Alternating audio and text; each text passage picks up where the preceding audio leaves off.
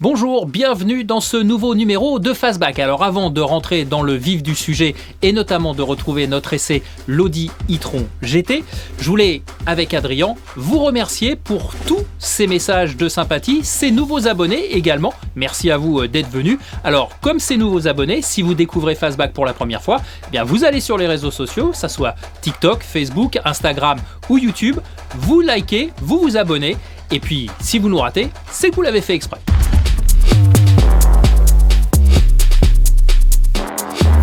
Voilà, vous avez donc fait les petites démarches nécessaires. Maintenant, on rentre dans le vif du sujet avec les actualités. Nouvelle Toyota Prius. Présentée lors du salon de Los Angeles il y a quelques jours, la nouvelle Toyota Prius se distingue par une nouvelle plastique et une nouvelle technologie embarquée. Ainsi, le nouveau système hybride offre plus de puissance et plus d'efficacité. Le moteur 2 litres développe 148 chevaux et il est associé à un nouveau moteur électrique de 160 chevaux pour une puissance cumulée de 223 chevaux. L'autonomie en 100% électrique progresse également, Toyota annonçant une augmentation de l'ordre de 50% grâce à l'utilisation d'une nouvelle batterie lithium-ion de 13,6 kW. Côté esthétique, là encore, le constructeur japonais revoit profondément sa copie. La nouvelle Prius a été optimisée pour l'aérodynamique. Pour autant, elle conserve son style qui lui est propre, un petit peu tendancieux dirons-nous, mais bon, peu importe. En revanche, la Prius devient plus dynamique, elle perd 5 cm en hauteur et profite d'une plateforme plus légère et plus rigide. La batterie et le réservoir ont été repositionnés afin de bonifier le centre de gravité. Du côté de l'habitacle, il profite de l'empattement rallongé pour offrir plus d'espace intérieur et la position de conduite a été également retravaillée, tout comme la planche de bord où trône dorénavant un écran de 12,3 pouces. Disponible au printemps 2023, il reste maintenant à connaître les tarifs de cette nouvelle Prius. On devrait en savoir plus dans quelques jours, début décembre très précisément, pour le salon de Tokyo. Ford rappelle 8000 Rangers, ou un petit peu plus. Un défaut lié à l'échappement qui impose aux constructeurs une campagne de rappel afin de reprendre une soudure de mauvaise qualité. En France, ce ne sont pas moins de 8500 Rangers qui sont concernés. Il s'agit de véhicules produits entre le 1er décembre 2016 et le 28 février 2019. Cette soudure défectueuse aurait pour conséquence de voir le silencieux se détacher de la ligne d'échappement, un problème qui pourrait créer des accidents. Ford devrait donc rentrer en contact avec les propriétaires concernés, mais si d'ores et déjà votre véhicule fait partie de ce lot de production, n'hésitez pas à prendre directement les devants. Logiquement, cette opération sera prise en charge par le constructeur. 30 km/h en ville, du plomb dans l'aile.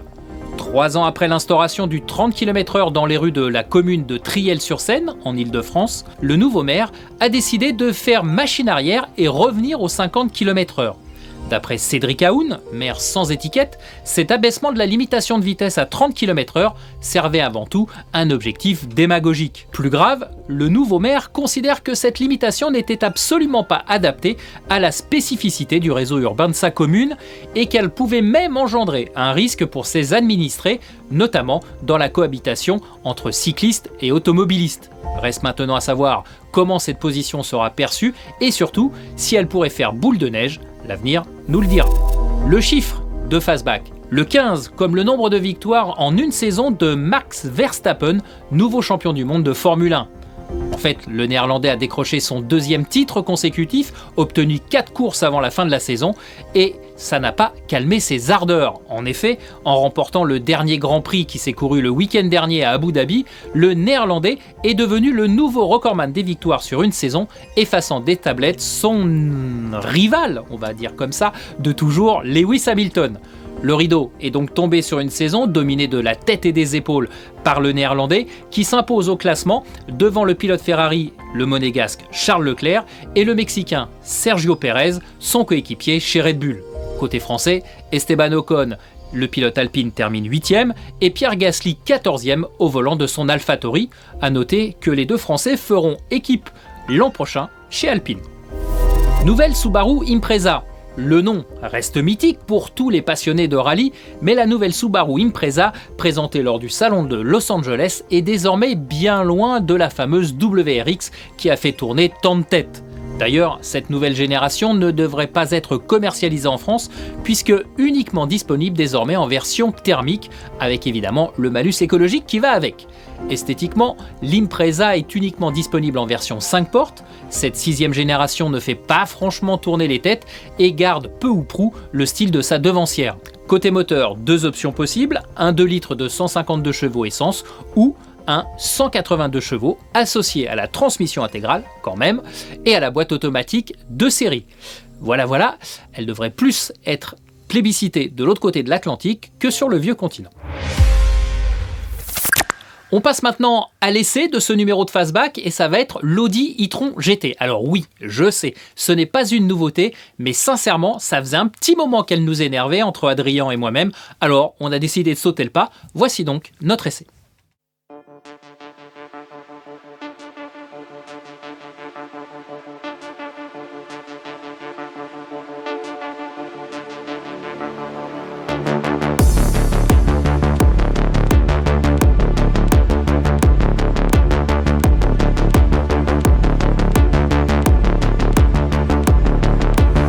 Comme je vous le disais dans le lancement, ça faisait un bon moment qu'elle nous tapait dans l'œil. Cette voiture, évidemment, c'est l'Audi e-tron GT et depuis sa commercialisation, c'est certainement l'une des voitures électriques à tendance sportive des plus réussies d'un point de vue esthétique. Il est d'ailleurs amusant de voir que les bureaux de design de Porsche et d'Audi, qui partagent la même plateforme, arrivent à sortir deux réalisations bien distinctes.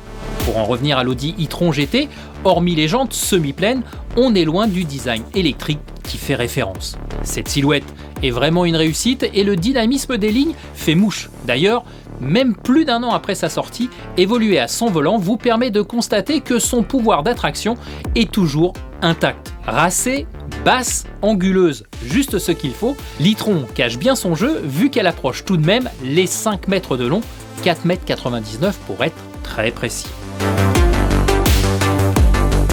La face avant est massive et reprend l'identité visuelle de la marque avec la calandre single frame. À l'arrière, le bandeau lumineux qui court d'un feu à l'autre a l'avantage de dynamiser la poupe de l'e-tron. C'est clair, et c'est le moins que l'on puisse dire, cet Audi e-tron GT a du chien, quel que soit l'angle par lequel vous l'observez.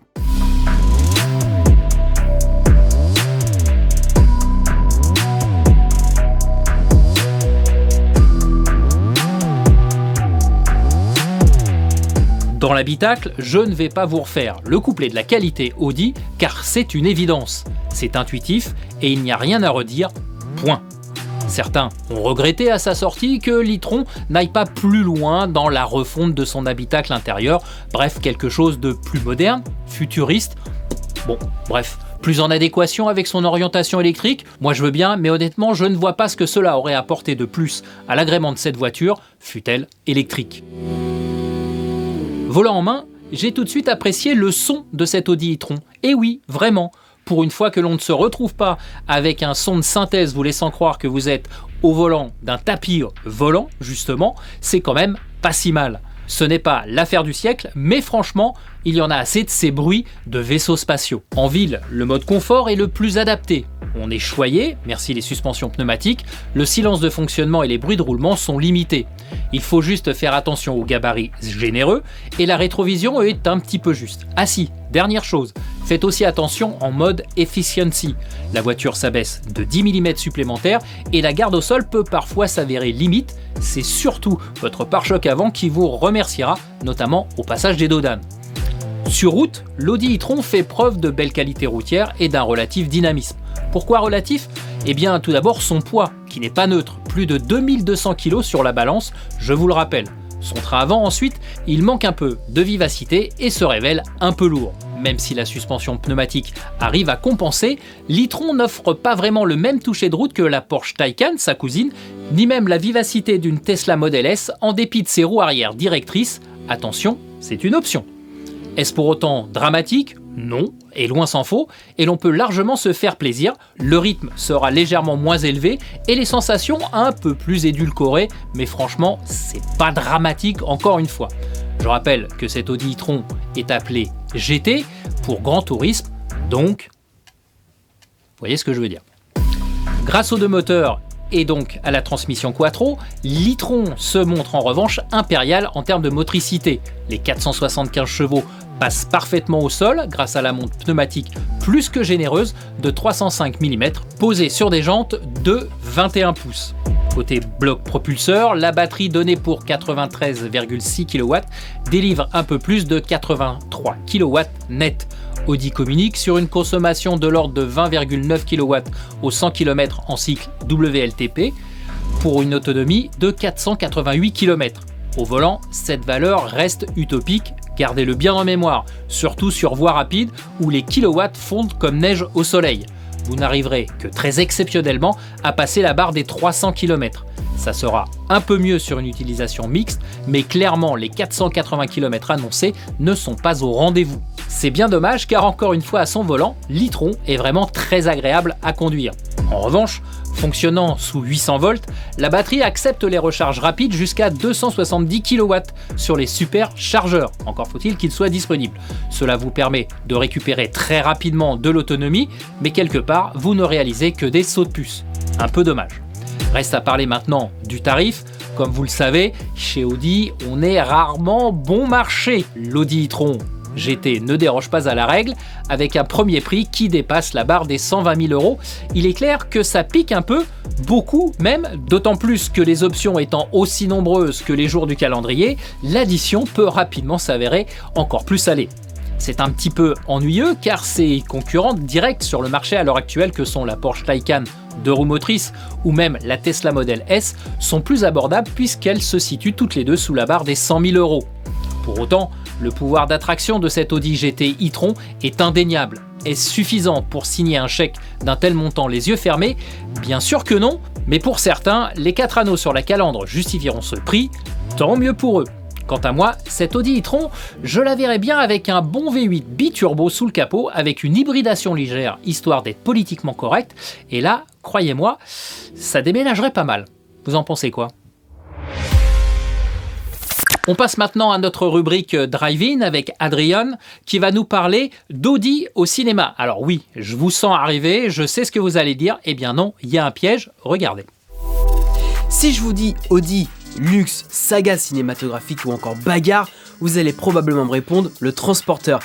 Eh ben pas du tout. Dans cette émission Audi, on va parler des modèles R8 de Tony Stark alias Iron Man. Le premier film de ce super-héros Marvel est sorti en 2008 dans les salles et réalisé à l'époque par le génial Jon Favreau.